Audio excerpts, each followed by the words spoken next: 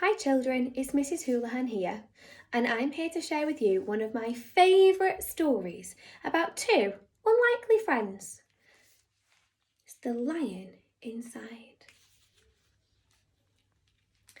In a dry, dusty place where the sand sparkled gold, stood a mighty flat rock, all craggy and old, and under that rock, in a tiny full house, lived the littlest, quietest, meekest brown mouse.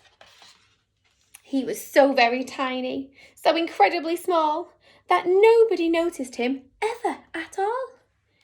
He was trod on and stood on and missed out for stuff, ignored and forgotten. Oh, mouse life was tough. Meanwhile, far above, on top of the rock, time were quite different. It was Lion o'clock. This huge toothsome creature made sure everyone saw how important he was by how loud he could roar. He was head of the pack. He was shouty and tough. He made sure the crowd knew he was made of strong stuff. Yes, all were impressed by this mighty king cat. If only, thought Mouse, I could be more like that. Then late one dark night, in his Minnie Mouse bed, the cleverest thought popped into his head. He jumped from the covers and held up a paw. "I've got it," he said. "What I need is a roar." I mean, what if this mouse with the weeniest squeak was a little more grrr and a little less meek? Well, he'd still be the smallest of fuzzy brown mice, but he'd make friends and join in, and life would be nice. Yes, thought the mouse, I must find out how. I will learn how to roar, and I will learn it now. But gulp, oh my gosh, there was only one beast who could teach him this thing, but might make him a feast. It was time to be strong. Take a chance, after all. Forever was such a long time to feel small.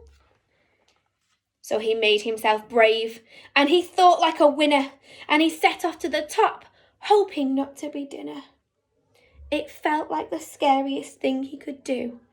But if you want things to change, first you must change you.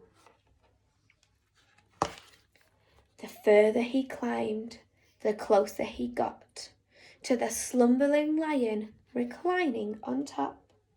Then, at last, he stood on his tippy toes and found himself nose to nose. Gulp, pardon me. Wake up, Mr. Lion. You've got company. Squeak, Mr. Lion. What I've come for is squeak. Do you think you could teach me to roar? A silence befell that twinkling plain. Lion opened his eyes and puffed out his mane. Time slowed right down. Why, it felt like a week. Then he opened his mouth and let out a eek! The lion was shaking, his paws all a fumble. He was backling away with a scrambling tumble. "Don't hurt me," he whimpered. "Oh, try to be nice."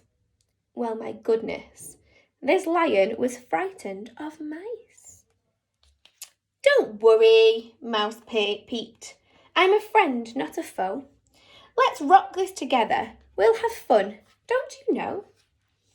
Well, that was a magical moment for sure, when Mouse didn't feel at all small anymore. He'd found his true voice and learned to speak out. And for that, you don't need to scream or to shout. From that day and always, the two were a pair. Both liked that rock better, now the rock was to share.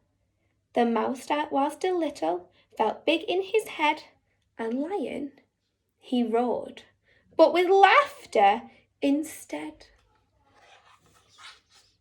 Yes, that day, they both learned that no matter your size, we all have a mouse and a lion inside. thank you for listening to our Joe and Ori, and we'll see you again next week for another Joe and Ori story. Bye!